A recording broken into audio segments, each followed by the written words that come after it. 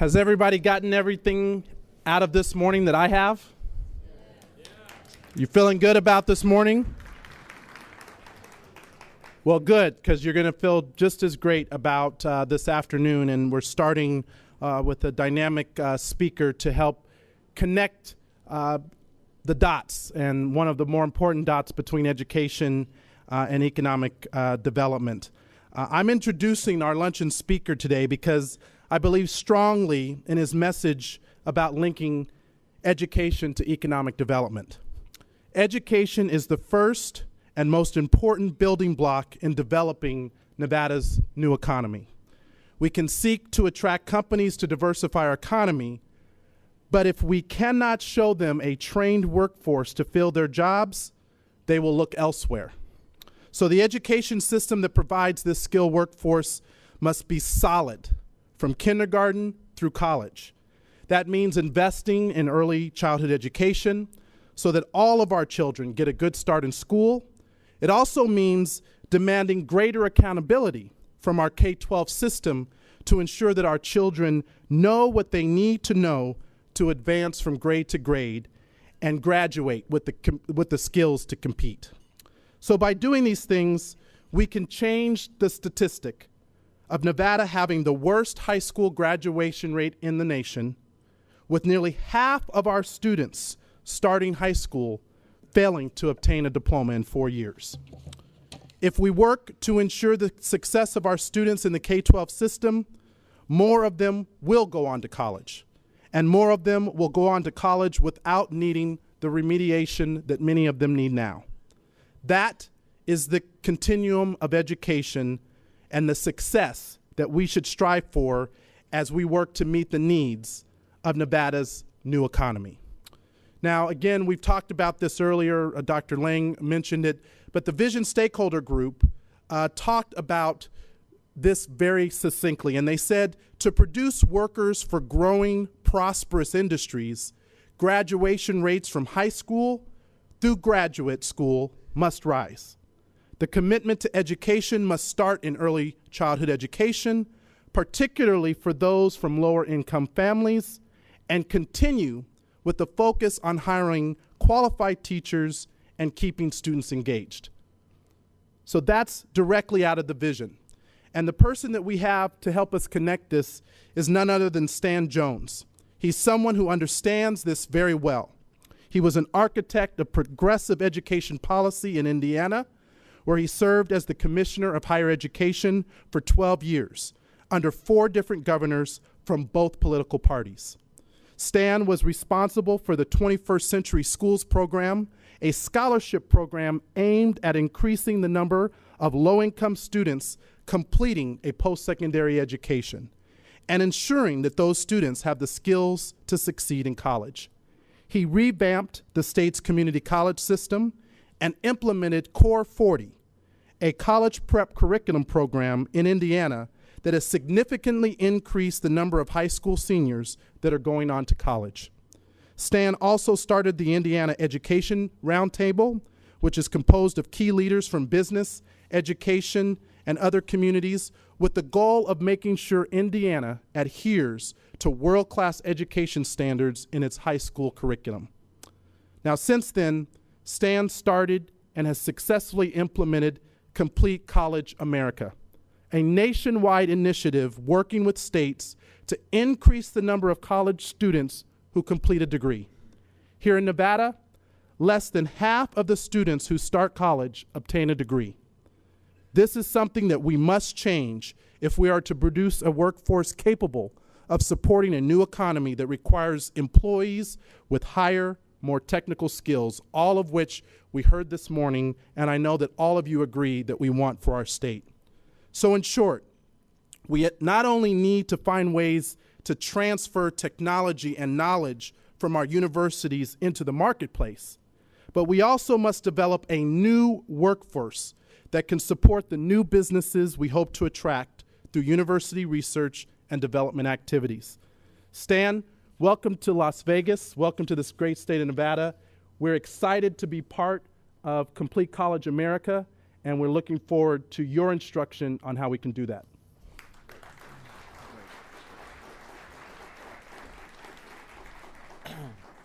Well, I think the senator just gave my speech, and he did a great job. I need to tell you, I've spent a lot of time in other states and working with legislators from other states and higher education officials from other states, and have had the opportunity to get to know some of your leadership across the board. Had an opportunity yesterday to meet your new governor, and I need to tell you that I've been very impressed by the business leadership, by the political leadership, by the energy, and how really very clear vision that you have for the state, and how articulate you are. And it's pretty convincing to me that you know what you're doing, and that you've got the commitment and you're going to get there. I think, as the senator said, that's really what I want to start, is where the morning finished. We saw some extremely exciting, promising ventures.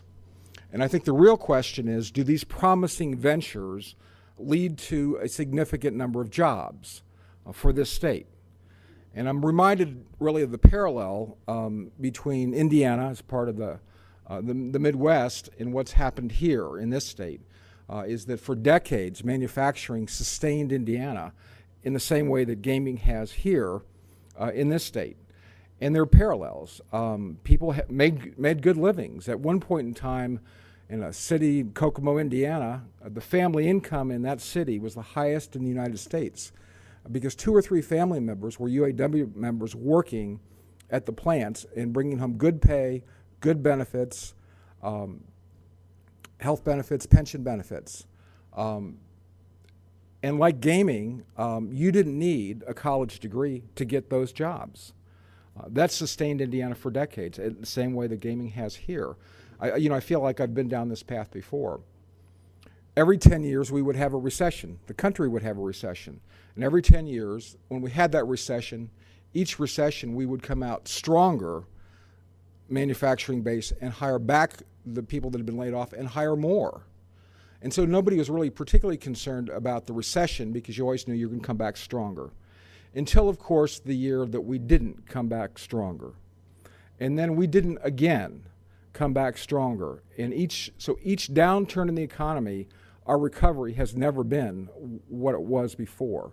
And I think that's probably some of the concerns you have here about the gaming industry. As this economy recovers, will the tourism and the gaming industry recover at the same level that it did before? And so the challenge is, again, do these promising ventures produce the kind of jobs that we need? In Indiana, and you could just see across the Midwest, northern New York State, Pennsylvania, Illinois, Michigan, these communities have been devastated by the loss of manufacturing jobs. I was struck by, I know many of you have read the book, The World is Flat by Tom Friedman, and I had an opportunity to hear him speak. And one of the things that struck with me the most was he was talking about a conversation he had with the CEO in India. And the CEO there was explaining how they were building out their manufacturing industries and building out in all kinds of businesses and industries. And the CEO from India turned to Tom Friedman and he said, well, our job is really very easy. We're going to take your jobs. And they've done that very effectively.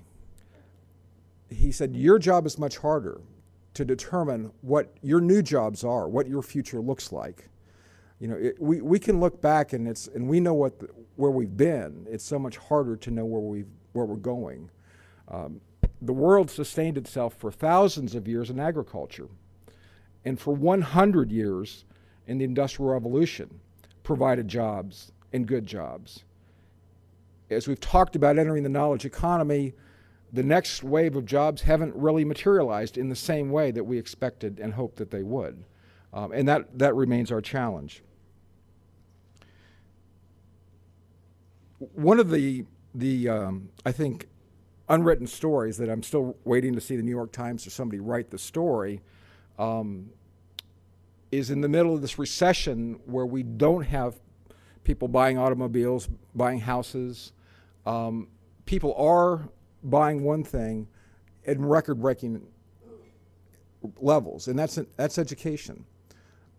Each year since the recession started, we have set records across this country for students going to college.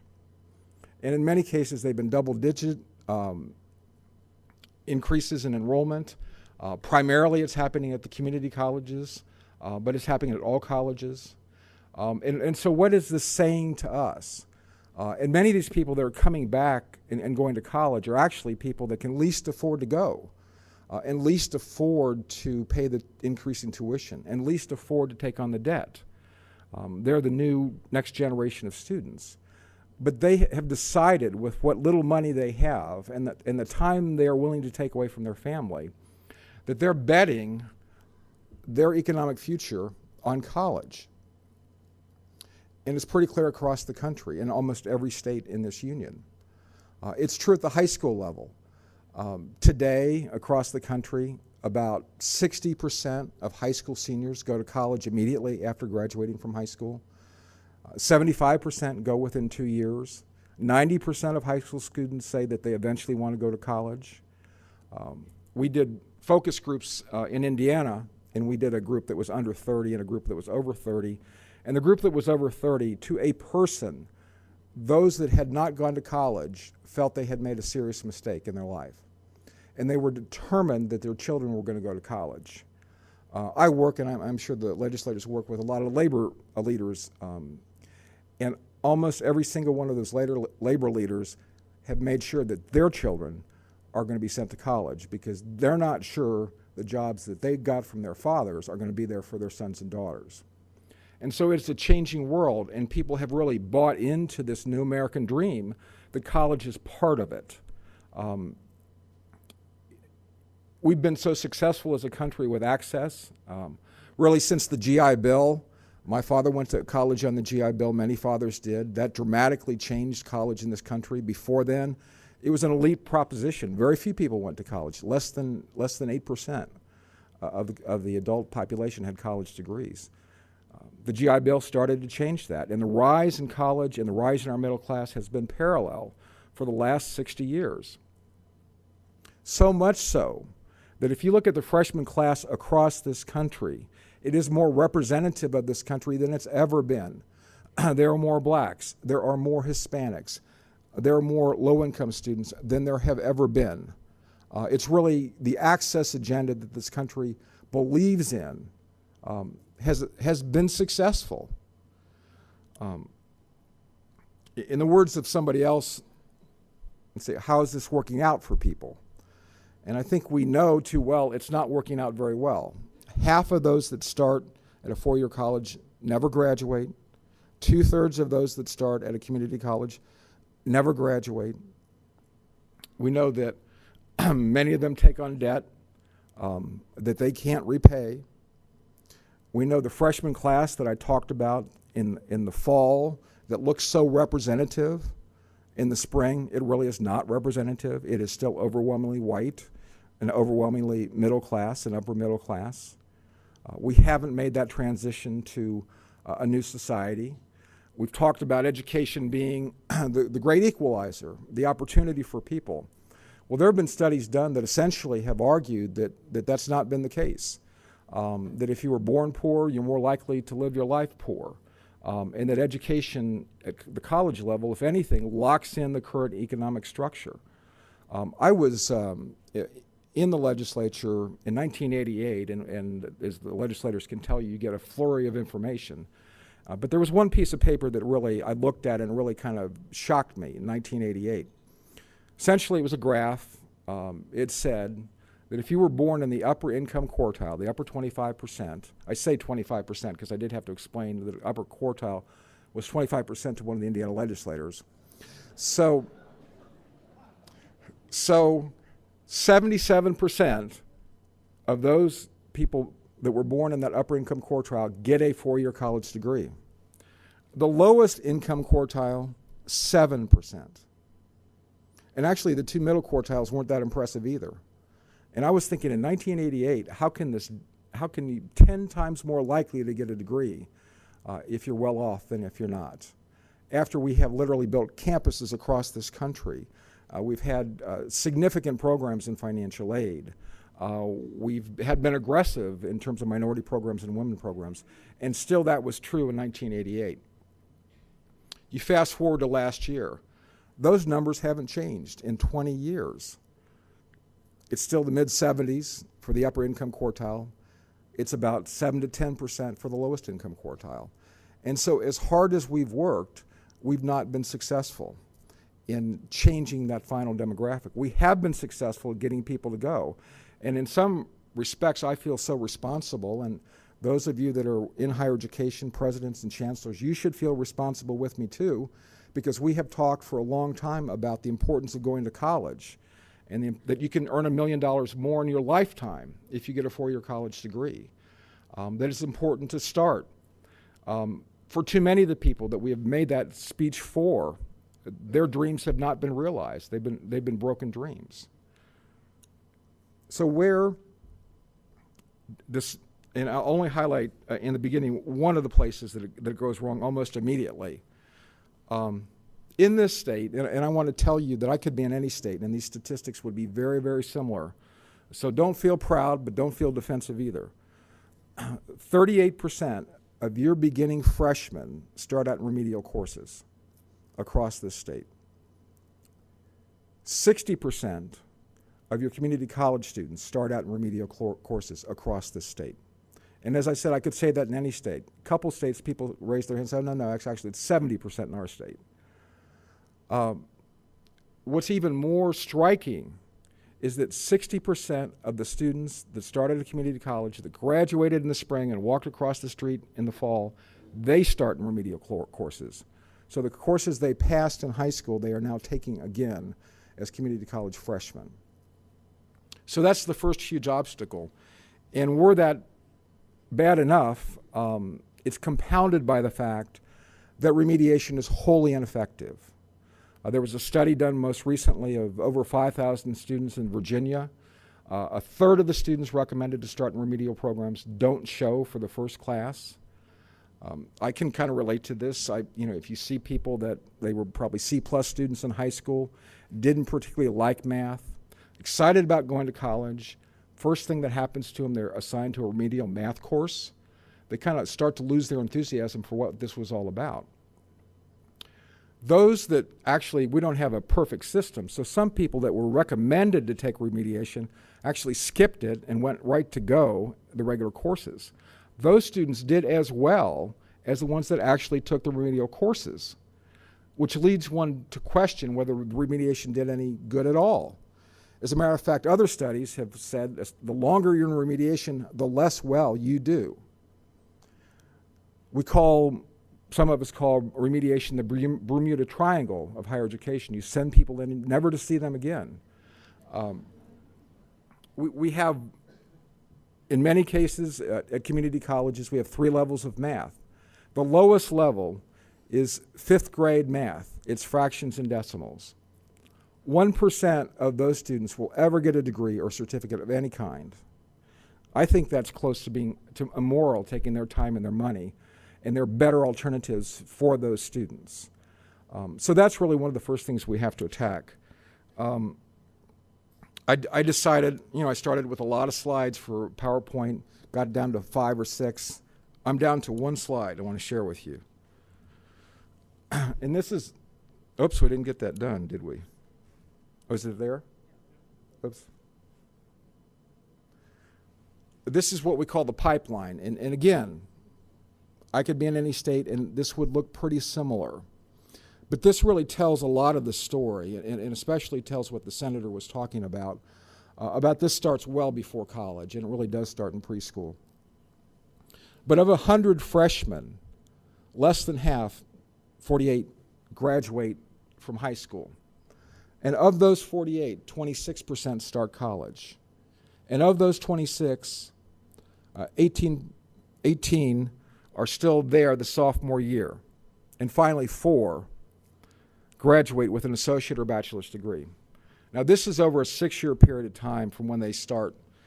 Later on, there may be more that finish, but I can guarantee you it's not a lot more. These numbers are true in many, many states. It really shows the challenge that we have. And so these great, and I was really impressed this morning with what I heard, and I've been impressed with what you're planning here in this state. But I also know that you're concerned that do we think that high school dropouts are going to be, people are going to hire them for these new tech jobs? Do we think they're going to hire college dropouts for these jobs in biotech, in high tech? Don't think so. And so, is this workforce going to be ready for what the research universities are doing at that level? And that's really the challenge that legislators have, that higher education officials have, and the business community has, to make sure that you're ready. The quest is not to have a few high-paid jobs in some high-tech areas. The quest is to produce some great jobs for a lot of people, and that's the people we're talking about. What's happening in this country in terms of college is really an emerging new majority. One of the reasons that this chart looks like this, and some of you may have heard this, but the United States is no longer first in the world in terms of the adults that have college degrees. We've now slipped to 10th, and primarily because our younger adults are not being as well educated as those that came before. And as a matter of fact, this may be the first generation in history where the children are not as well educated as the parents they're following. And that would be a remarkable setback for the United States. Why is this? One of the reasons is the attrition that we have. But one of it, and it's right here, I mean, you're on the front lines of this, is the changing demographics. The only group that's having more children are Hispanics. And so our workforce is going to increasingly be more Hispanic, and you've seen it here before, the rest of the country has. I was called last weekend for an interview with NPR because the University of Texas, for the first time, had more Hispanics than they had Caucasians starting in their freshman class at Austin. So you're seeing this firsthand. But if we're going to be successful here and across the country, we need to pay a whole lot of attention to this pipeline. This new majority, and many of us had a great opportunity to go to college, and for many people, colleges haven't really changed for at least 100 years. People came out of strong high school backgrounds. They went immediately to college. They could afford to go to college without working. Their number one job was college. They didn't have families. And the students we have today are not those students. They're first-generation students. They did not come out of good high schools. They did not have good backgrounds in academics. Even if they have parents that support them, the parents aren't equipped financially or with the skills to help them advocate for what they need to get and have. And so they're facing very different challenges. But yet we have the same structure for many of those students, and that's why many of them are unsuccessful. So I want to talk about three things, and I should tell you again about that this increase in enrollment that's happening across the country, but mostly at community colleges, that this mostly is going to be solved not only across the board, but at community colleges. They're really going to educate the next middle class in your state. They're going to be the backbone of the growth in the future of this state. And if you want to have a strong economy, you need to pay attention to community colleges along with the research universities. So three themes I want to mention, and they're counterintuitive, and that's they're different than the way we might think about college, but I think they apply to the new majority. The first of this is time. Right now, you may hear a president, you may hear a parent say, well, my son or daughter needs more time, or they need to take off a year or a semester, or they need more time to graduate. Well, the fact of the matter, more time actually hurts their chances to graduate. For the first time, there was a report out this year. The federal government started tracking students who graduated after 4 years, 6 years, and 8 years. After 6 years, 56% of students graduated. After 8 years, 58% graduated. So those additional 2 years bought us 2 more percent. If you're still there after 6 years, you might be living the dream, but you're not achieving the dream. And you're more likely to drop out than you are to graduate. One of the more surprising things that when we were working on high school dropouts that surprised me is even high school seniors, even students that have made it that far, many of them drop out. And so getting to the finish line is so terribly important. The other thing about time is that when you start a study that's about to be released, if you start right away, you have about a 50% chance of getting a 4-year college degree.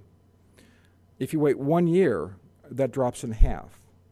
And if you wait till you're 25, you have less than a 10% chance of ever getting a 4-year college degree. So in some families, taking the year off and touring Europe may work, but in most families, it doesn't work. You need to start right away. Also, stopping out generally means you're going to drop out. Students that don't go continuously don't finish. And then the third aspect of time is intensity. Students that go full-time graduate 4 or 5 times higher rates than students that go part-time. Part-time graduation rates at any college, anywhere in this country, hover around 10%. And so the extent students can have a more timely way to graduate, it's just so very important. And so we're working with your state and others on more timely ways to get students to complete college. Last statistic on time is that, and this surprised me when I saw this, but it's turned up in our data state after state. It takes 4 years to get a 2-year degree, 3 years to get a 1-year certificate. And what happens, and many of these are community colleges, what happens, these are adult students who are married or divorced, and their life changes. They have children, they move, they change jobs, we say life gets in the way, all of which contributes to them not continuing. And so more timely graduation, more acceleration is important to solving that problem. The second point is actually very, very American, is choice. As Americans, we love choice. We like to go to the grocery stores and choose lots of different kinds of food. We love to choose different kinds of cars. Choice is just about as American as there can be. Having lots of choices for college students is not good. And there have been studies that have been done on choice, inside academics, outside. The one I like the best, because I can remember it, is there, and this is a book that's recently out about choice, but the study's older. It's about jam. At a farmer's market, there were 2 tables set up. One had a table with 6 jars of jam, another with 24 jars. At the table, many people stopped more at the table with 24 jars, but 10 times as many people bought jam at the table with 6 jars because they could figure that out. Some of you may have 401ks after the recession, I hope. Those of you that, I can pretty well get figured out if it's cash or a stock index or a bond index, but if they say, here's an array of 20 mutual funds, pick, I say, I don't know how to do this. Well, that's kind of what we do to college students. Even very smart people, doctors, they've done a study on doctors. And doctors, when you get a choice of 3, the doctors are thinking there are 3 things I can recommend to this patient. They can pretty well work that out. But if there are more than 3, 2 things happen. One is they paralyze. Which do I decide to do? And secondly, they're likely to fall back on what they typically recommend because it's the safer path, not the better path. Community colleges, and I just spoke to a president, they were just talking about the importance of counseling. 1 counselor for 700 students. And I'm sure the 4-year colleges don't have a much better ratio. So many of the students select their own courses. And so those that are pushing core curricula, you were talking about at the table I was sitting at, more prescriptive pathways, students can be much more successful. We talk about students exploring, but many more students are wandering than they are exploring.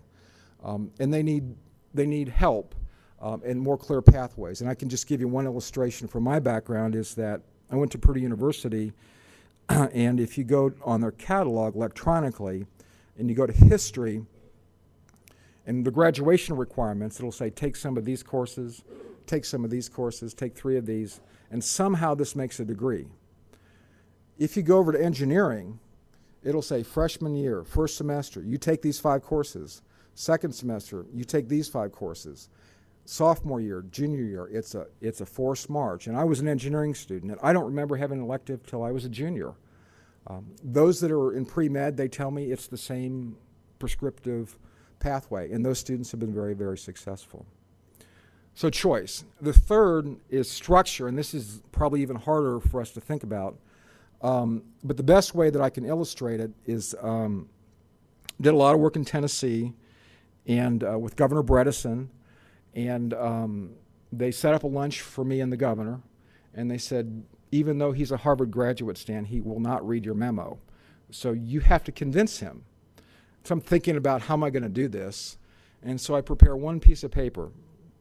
And Tennessee's an anomaly. They have what they call Tennessee Tech Centers. And somehow 20 years ago they split, and they have 1-year degrees at the tech centers and 2-year degrees at the community colleges. Well, at the tech centers, they have 20 across the state. On one side of the page I wrote down the graduation rates for the community colleges. In Tennessee, the average rate is 14% for full-time students after 3 years. The tech centers, 75%, 5 times higher. So I just put that between me and the governor. And the governor, obviously, he glanced at it, he picked it up, and he said, okay, tell me the story about my tech centers that I don't know. And I said, well, Governor, actually, it's kind of back to the future. These students start 8 o'clock Monday morning, and they go till 3. And they come Tuesday morning at 8, and they go till 3. Monday through Friday, it's a block schedule. It's like they're going to work. They take attendance, which I think is an underrated strategy. They start in cohorts, so they get to know the students they work with. They have more full-time faculty working with them, all of which contributes to higher rates. They teach their math in context. And so they say, for example, in machine tool, if we sent our kids down to a trig class, we'd only get half of them back. But teaching it as part of machine tool, they understand it and they get it and they learned it in context. There are other examples throughout the country. One in New York City that has a block schedule. They pick between 3 blocks, 8 o'clock to 12 o'clock in the morning, 1 o'clock to 5 o'clock in the afternoon, or an evening block. They have doubled their graduation rate from 25 to 50% with their first cohort of students. It's been so successful that as New York City's designing a new community college, the block scheduling and many of these features will be part of that community college. So it happens across this country, but it's a different way of thinking. So in closing these remarks, I just wanted to share with you that for our country to change, for your state to change, we need to pay attention to the pipeline. We need to pay attention to what we want our workforce to look like. And we have been wholly unsuccessful. But there are examples in this country that we can emulate and we can be very productive. And because somebody's poor or black doesn't mean they can't graduate from college. They can, and they can graduate at high rates. And we can do that. And again, I think your state came to one of our first academy, one of 8 states, is really a leader in this country at working down that pathway. And again, I want to say how impressed I am with your business leadership and your political leadership. And I'm convinced that what you get done here not only will serve you well, but be a beacon for the rest of this country. So thank you for having me.